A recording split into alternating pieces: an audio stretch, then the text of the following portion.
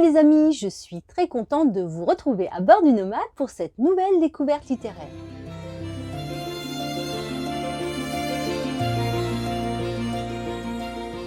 Aujourd'hui, je partage avec vous le récit de voyage de Guérec Soudé, Le Monde selon Guérec et Monique aux éditions Flammarion. Un marin, une poule, un incroyable voyage. Lui, c'est Guérec Soudé, jeune breton qui a passé son enfance sur l'île d'Yvinec au large de Plougrescan dans les Côtes d'Armor. Ce lieu a très vite forgé son goût de l'aventure et de la mer. À 5 ans, il construisait déjà des radeaux avec des palettes en bois. Et puis, avec son premier bateau à l'âge de 7 ans, il part pêcher et explorer son île. Pour lui, c'est une évidence. Un jour, il s'achètera son voilier et partira traverser les océans. Avec cette soif d'aventure inépuisable, cette énergie débordante, il a envie de réaliser tous ses rêves. Elle, c'est Monique, dit Momo la poule. Elle a la patte marine et ce n'est pas une poule mouillée. Elle raffole des poissons volants, aime glisser sur la banquise et faire des câlins. C'est un concentré de fantaisie et de courage. Ensemble, ils forment un duo détonnant et attachant. Allez, remontons un peu le temps avant cette fabuleuse aventure à deux.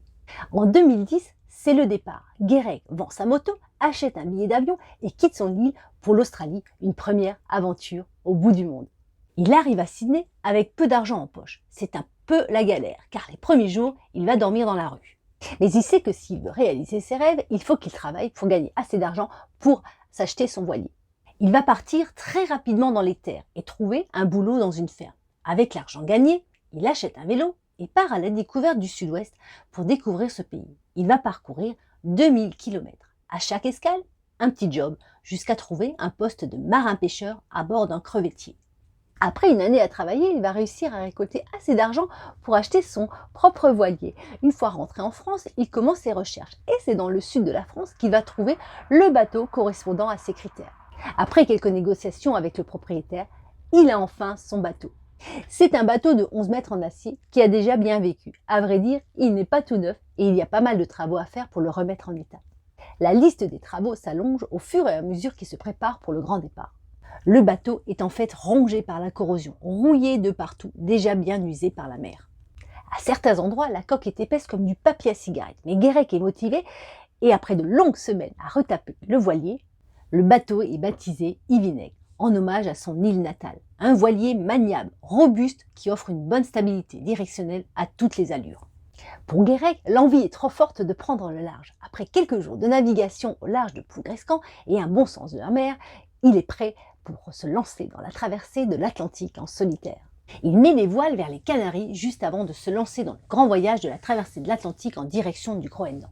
C'est lors d'une escale à Tenerife, aux Canaries, qu'on va lui offrir une poule. Et pas n'importe quelle poule, une belle poule, toute rousse, et c'est le coup de foudre immédiat. Ils ne vont plus se séparer. Monique, dit Momo, devient son équipière.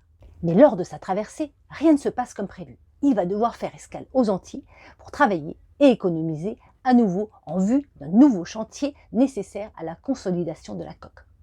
Il va faire des tas de petits boulots en s'improvisant, jardinier, serveur, mais Guérec s'adapte et surtout, il sait se vendre et ça marche.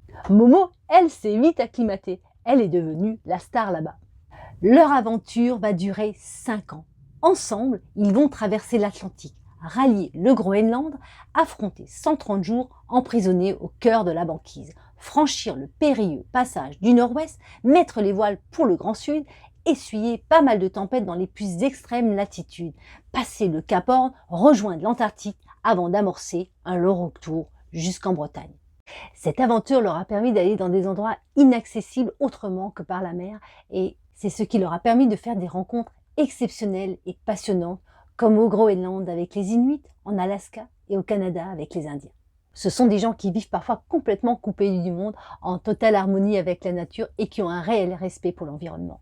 Il va frôler la catastrophe à maintes reprises, se retrouver dans des tempêtes où il devra garder la tête froide. Mais il va aussi se retrouver piégé par des pans entiers de glace à la dérive, sans oublier le retournement d'Yvinec où ils vont s'en sortir miraculeusement. Pour Guérec, Monique est une vraie présence en mer, aussi à l'aise sur le bateau que sur le plancher des vaches. Tellement à l'aise qu'elle n'a pas arrêté de pondre. Monique n'a peur de rien, jamais stressée. Elle est capable de parcourir le pont du bateau, même quand la mer est agitée. Étape par étape, Guérec prend du plaisir à naviguer, partager, rencontrer, avec cette envie de tout découvrir et de se nourrir de cette expérience incroyable. Il rêve de toucher la banquise de ses propres mains en laissant volontairement Yvinek se faire prisonnier des glaces au large du Groenland.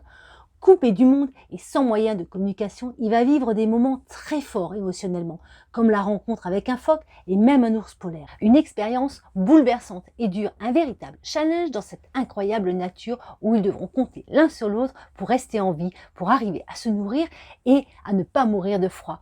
Mais je ne vous en dis pas plus.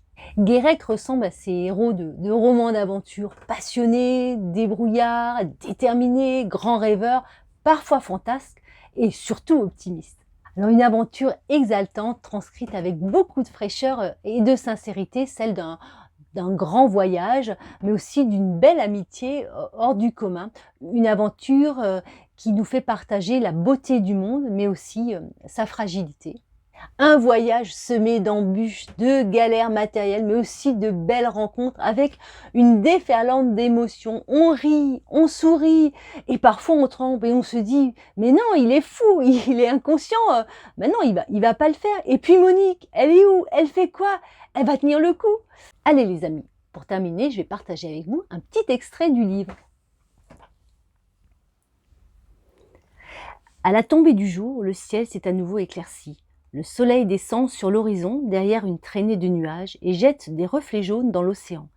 Immobile, Monique contemple le spectacle, sans doute sensible à sa beauté. Je lui caresse le dos, elle monte sur ma cuisse, docile et douce. Assis sur le rebord du bateau, les pieds nus au-dessus de l'eau, je tiens la barre en lui gratouillant les plumes. « On n'est pas bien, là, ma Momo ?» Voilà les amis, j'espère que cette nouvelle découverte littéraire vous a plu et qu'elle vous donnera envie de lire ce super récit de voyage de Guérec et de Monique. N'hésitez pas à me laisser un petit pouce et un commentaire, ça fait toujours plaisir. Et puis on se retrouve bientôt pour une nouvelle vidéo. Je vous embrasse bien fort.